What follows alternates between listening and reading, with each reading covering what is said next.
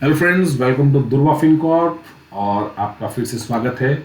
अभी काफ़ी दिनों के बाद मिल रहे हैं, तो मैं बीच में थोड़ा बिजी था with my some other businesses of course, so I could not make the video, but again we'll start this and we'll not start, we'll continue with this series of chart reading and the overall updates on the market. तो जैसे कि आप सबको पता है कि जैसे RBI का भी अभी गवर्नर चेंज हो रहे हैं। Mister Malhotra is coming into the office and Shanti Kanta Das जो है वो अभी रिटायर्ड हो रहे हैं। तो let's see the governor is also changing for RBI.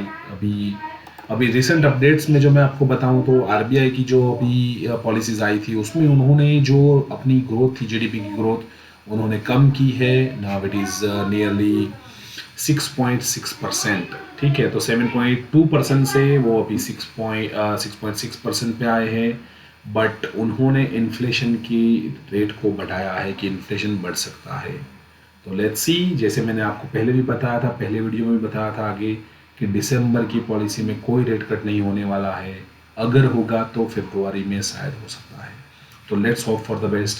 इसी के कंटिन्यूएशन में मैं आपको बताऊंगा तो यूरोप यूनियन ने क्लियरली बताया कि they are going to cut the rate of interest. ठीक है, इसी दरमियान आपको देखना पड़ेगा कि फेड क्या कर रहा है, because Fed is also like now they are tied up now. क्योंकि अगर आप देखोगे तो जो यूएस है वो करीबन $36 ट्रिलियन की डेट पे बैठा हुआ है। अगर वो रेट करता है तो इन्फ्लेशन बढ़ेगा। अगर रेट कट नहीं करेगा तो उनको इंटरेस्ट चुकाना है अभी $36 ट्रिलियन का। तो अभी इधर कुआ इधर खाई वाली बात है अभी यूएस के लिए।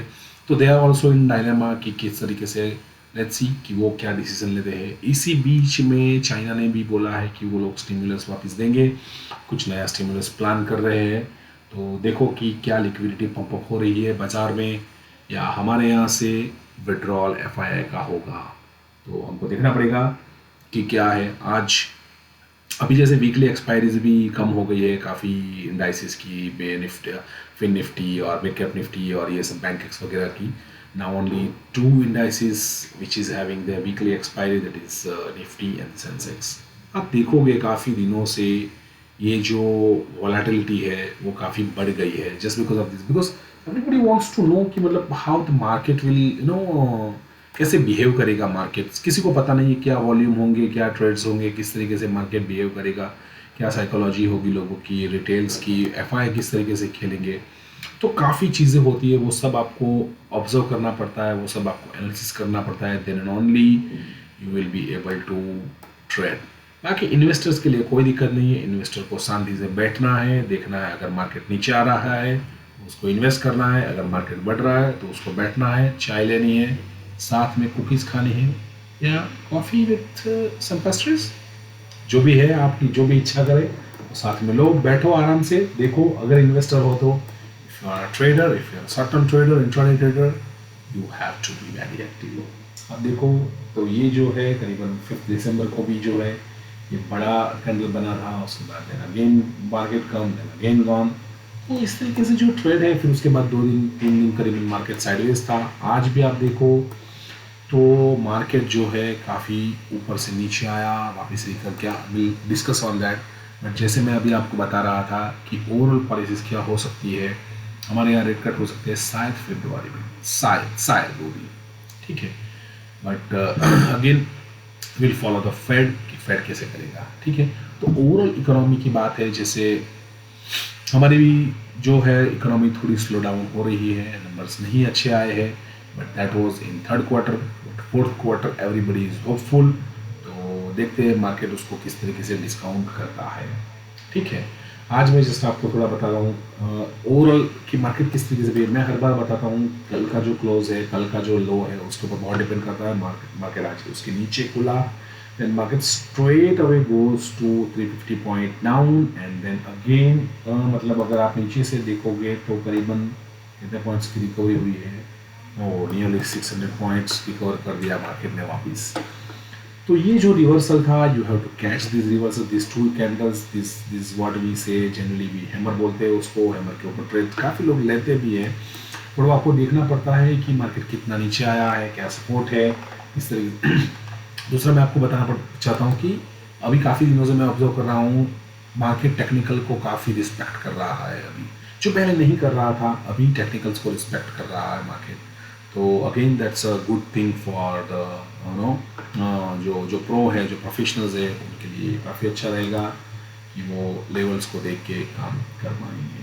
ठीक है, तो ओवरऑल मार्केट, तो ओवरऑल देखोगे तो मार्केट इज, क्योंकि मार्केट में 700 के ऊपर करीबन क्लोज दिया है, तो इट्स गुड शाइन कि मार्केट 25,000 को वापस टच करने की कोशिश करेगा। ठीक है, तो निफ्टी इज थोड़ी बुलिश शाइन दे रहा है, लेट्स सी आगे क्या होता है। ठीक है, दूसरा, ये तो हो गई टेक्निकल की बात है। मैं फंडामेंटल में भी आपको काफ़ी बार बता चुका हूँ कि मैं आपको एक दो stocks just for the sake of our learning, just for our understanding, मैं आपको जस्ट बताता हूँ कि मैं किस तरीके से देखता हूँ। अगर फंडामेंटल आपको देखना है, ब्रीफ में होगा, उसमें काफ़ी चीज़ें होगी, बट अगर मैं सब चीज़ें बताना चाहूँगा तो वीडियो बहुत लंबा हो जाएगा, आपको भी मज़ा नहीं आएगी कि भैया ये क्या बोल रहा है, क्या कर रहा है। ठीक है, तो मैं आपको जस्ट ये जो है, ये ना कोई रिकमेंडेशन है, ना कोई सेल का रिकमेंडेशन, ना बाय का रिकमेंडेशन, कुछ भी नहीं है।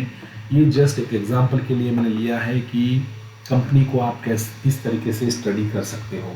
So this is just an example. ये जो है Lloyd metal and energy limited company है, अभी करीबन 1110 का भाव चल रहा है, 1117 का भाव चल रहा है उसका।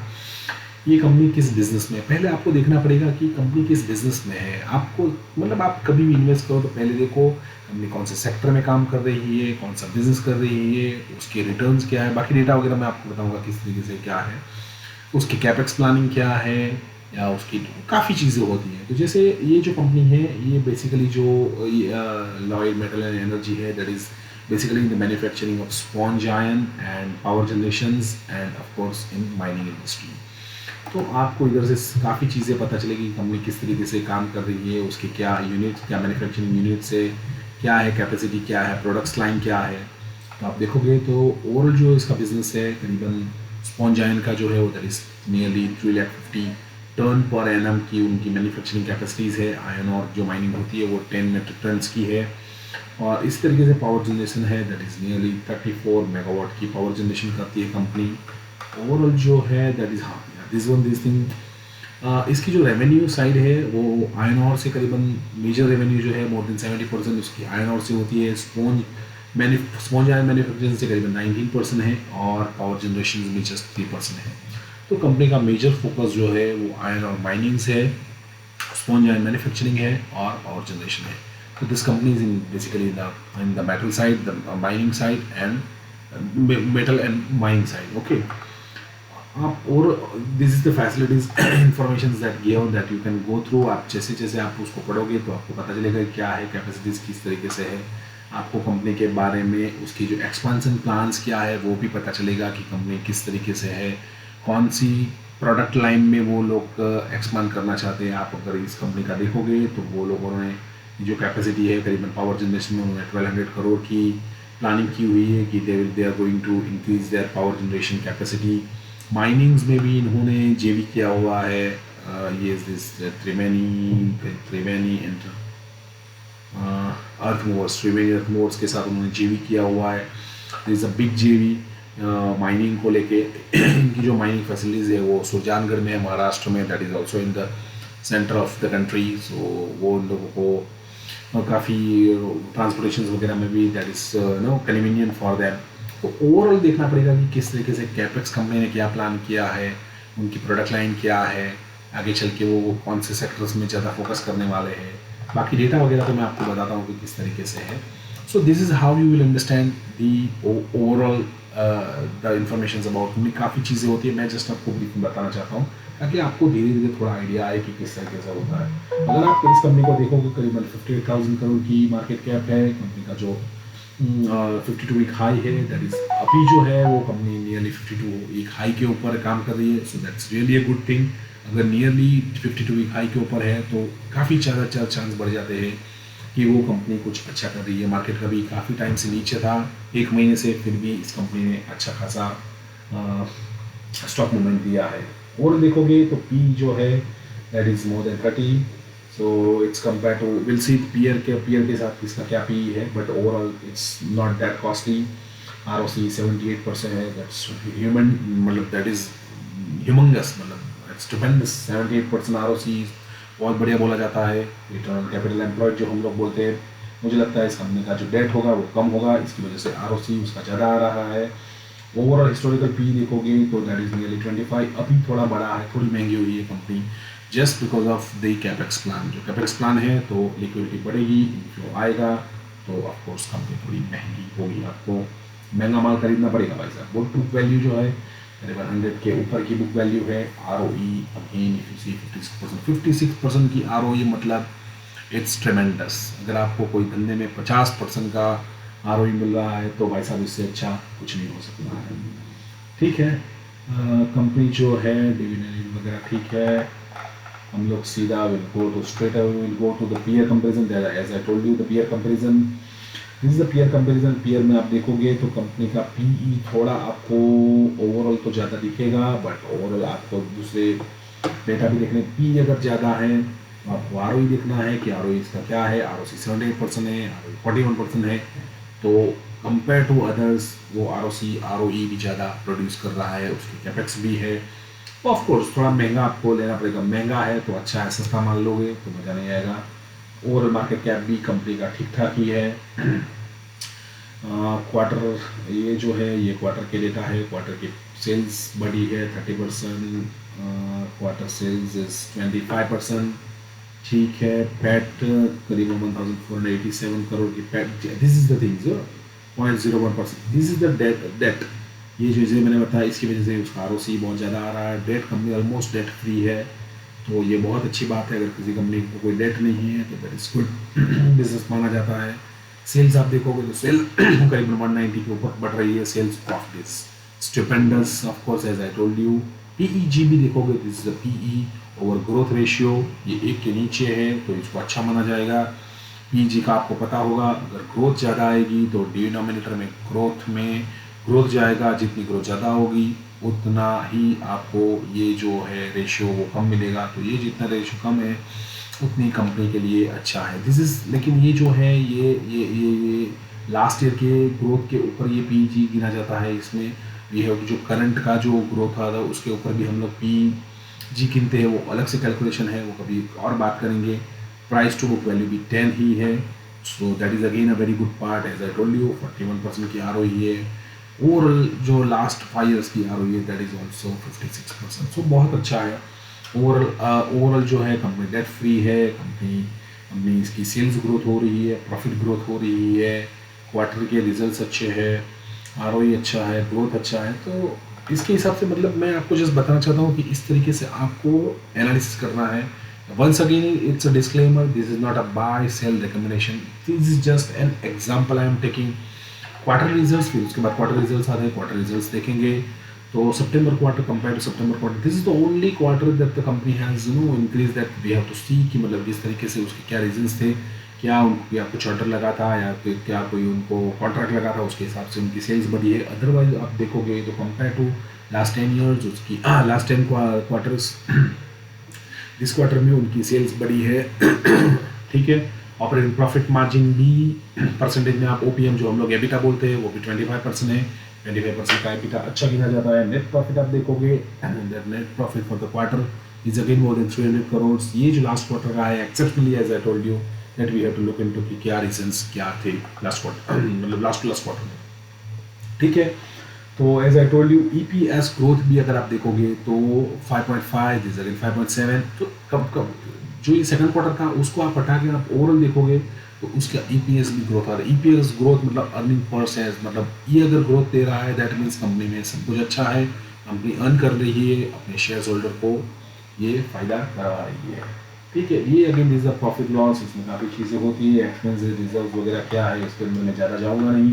मैं आपको बताना चाहता हूँ this is the combined sales growth, as I told you this 10 years आपकी सेल्स ग्रोथ देखोगे तो 28% है, 5 ईयर्स की 60% है, 2 ईयर्स की तो मोर देन 3 ईयर्स की मोर देन 100% है। और this is again TTM basis पे, this is trailing twelve month, ये जो बोलते हैं ये दिस मतलब ये करंट ईयर का है, 47% की इसकी अभी भी सेल्स ग्रोथ चल रही है। Profit growth is also very good, 10, 5, 3 years all सब में अच्छा है। स्टॉक प्राइस तो ऑफकोर्स अच्छा कर ही रहा है। रिटर्न्स ऑन इक्विटी देखोगे तो जैसे मैंने उस टाइम पे बताया 56% की उसकी एवरेज चल रही है, तो नियरली 54-56% की लास्ट 10 ईयर्स 5 ईयर्स में आप देखोगे तो return on equity is really very good. So that's good. This again the balance sheet. The balance sheet मतलब कभी वापिस हम जब होंगे तो मैं बात करूँगा किस तरीके से आपको बैलेंस शीट में देखना है, या आपकी क्वेरी होगी तो मुझे आप पूछना कि आप बैलेंस शीट को कैसे पढ़ते हो, कंपनी को किस तरीके से देखना है. मैं ये बेसिक मैं आपको जस्ट बता रहा हूँ. This again cash flow. This very very important cash flow. This cash flow is again very very important. आपने जैसे ये जो है ये लास्ट ईयर का मतलब 2024 का जो कैश फ्लो 1700, इसका नेट प्रॉफिट आप देखोगे will show here in profit and loss. So this the net profit is 1400 crore. ये ईयर का है. तो जब भी आप देखो cash flow is very very important. अगर उस आपका कैश फ्लो में 3 चीज़ें होती है, operating cash flow, investing cash flow और फाइनेंशियल कैश फ्लोज. ओके, अगर आपका ऑपरेटिंग कैश फ्लो 1700 है और नेट प्रॉफिट भी 1400, अगर आपका ये मैच कर रहा है तो समझ लो कंपनी अच्छा कर रही है. क्योंकि ऑपरेटिंग कैश फ्लो मतलब जो कंपनी धंधा कर रही है, जो मेन कोर बिजनेस में है उसी से जो कमा रही है, दैट इज़ वेरी इंपॉर्टेंट. तो ये इसके साथ नेट प्रॉफिट के मैच करना चाहिए. इन्वेस्टिंग का जो कैश फ्लो है, ऑफकोर्स मैंने जैसे बताया वो कैपेक्स कर रहे हैं तो कैपेक्स में पैसा जा रहा है. Just I show you here, they have purchased some fixed asset, maybe there may be land, some equipments or some, as I told you कि उनकी सुरजानगढ़ में उनको 350 एकड़ की इन लोगों को लीज मिली हुई है for 50 years. So that is again so investing cash flow में वो चीज़ें चली जाएंगी काफ़ी. अगर कंपनी ने फिक्स एसेट कुछ ली है या कुछ मशीनरीज ली है या कुछ भी हो सकता है फॉर से. ओके, तो अभी तो इस just because of this heavy capex ये जो है कैश फ्लो नेगेटिव दिख रहा है. बट ओवरऑल आप देखोगे तो companies growing quarter on quarter, year on year. ठीक है, ये जो रेशियो ये अलग रेशियोज है. जैसे डेटर रेशियोज है 4 डेज का है, इन्वेंट्री 95 डेज की पड़ी हुई है. और ये जो पेबल है 163 है 163. ये again this is very important things. Payable आपको जो पे करना है वो आप ज़्यादा दिनों में पे करोगे, आपको जो पैसा लेना है वो आप कम दिनों में पैसा वापस ले लोगे. तो आपको किसी को देना है, भाई मेरे को तो आपको 100 रुपया देना है, मैं आपको 2 महीने के बाद दूंगा. लेकिन जिससे लेना है पैसा 1000 रुपया, भाई मैं उससे तुरंत ले लूँगा पैसा. तो आपका कैश फ्लो, आपकी लिक्विडिटी कंपनी में अच्छी रहेगी. So that's a good part again. सो इस तरीके से देखते हैं. शेयर होल्डर्स पे आप देखोगे तो प्रमोटर की सेल्स होल्डिंग जो है करीबन 63% की है. ये इसमें जो है करीबन प्रमोटर की थोड़ी घटी है इन सितंबर में प्रमोटर की शेयर होल्डिंग थोड़ी घटी है. बट एफआई की अगेन बढ़ी है और डीआईआईएस ने भी अपना स्टेक इसमें बढ़ाया है. ठीक है, तो काफ़ी कॉन्फ्रेंस वगैरह जो भी होती है और प्रेजेंटेशंस काफ़ी चीज़ें होती है उसके अंदर आप देख सकते हो. मैंने ये जस्ट ब्रीफ आपको बताया है. This is not a sell और buy recommendation, this is just for our education purpose कि हम अपनी कंपनी को किस तरीके से देख सकते हैं. ठीक है, ये जैसे मैंने फंडामेंटल कहा, this is a technical chart. ये 1 वीक का टेक्निकल चार्ट है. तो आप देखोगे कंपनी अभी अपने ऑल टाइम हाई पे काम कर रही है. वीकली बेसिस पे है. तो बहुत अच्छे पैटर्न से कंपनी आप ओवरऑल देखोगे तो company slowly and steadily is growing. It could give a very good return. मतलब कोई गारंटी मैं कुछ बता नहीं रहा हूँ आपको कि ये खरीदना चाहिए नहीं करना चाहिए आपको. मैं जस्ट ओवरऑल जो उसकी स्टडी क्या आ रही है उसके हिसाब से बता रहा हूँ. कंपनी किस तरीके से आप देखोगे, कंपनी पहले साइडवेज हुआ, उसके बाद एक्यूमुलेशन हुआ, फिर कंपनी बढ़ी, फिर वापस एक्यूमुलेशन हुआ, then again it went up, then again accumulation हुआ, अगेन वेंट अप. इस तरीके से ही जो अच्छी कंपनियाँ होती है वो ग्रो करती है. Year again there will be some accumulation, then again it will go up. ठीक है, तो ये मैंने आपको पहले ही बताया था. मैं आपको बताऊंगा कि किस तरीके से आपको कंपनी को स्टडी करना चाहिए, किस तरीके से नहीं करना चाहिए. ये मेरी अंडरस्टैंडिंग के हिसाब से है, आप अपने हिसाब से देख सकते हो. This is just for the information. ठीक है, तो of course this is a good thing. आप काम कर सकते हो. मतलब ये डेली चार्ट है. डेली चार्ट में जैसे मैंने बताया कंपनी बहुत अच्छी पैटर्न से काम कर रही है. एक्यूमुलेट हो रहा है, बढ़ रहा है, एक्यूमुलेट हो रहा है, बढ़ रहा है, एक्यूमुलेट हो रहा है, बढ़ रहा है. Again this accumulation and then again it went up. So good thing. Okay, तो आज के लिए बस इतना ही रखेंगे. आगे वापस मार्केट की बातें करते रहेंगे. किस तरीके से है, क्या नए चैलेंजेस आएंगे, किस तरीके से नई पॉलिसी आएंगी अपने को क्या अफेक्ट करेंगी, सब कुछ मैं आपको बताता रहूँगा। But just be connect with me, और वीडियो अच्छा लगे तो लाइक शेयर और सब्सक्राइब तो करते ही रहिए अगर आपको अच्छा लगे तो। Otherwise it's okay. So thanks for now and good bye.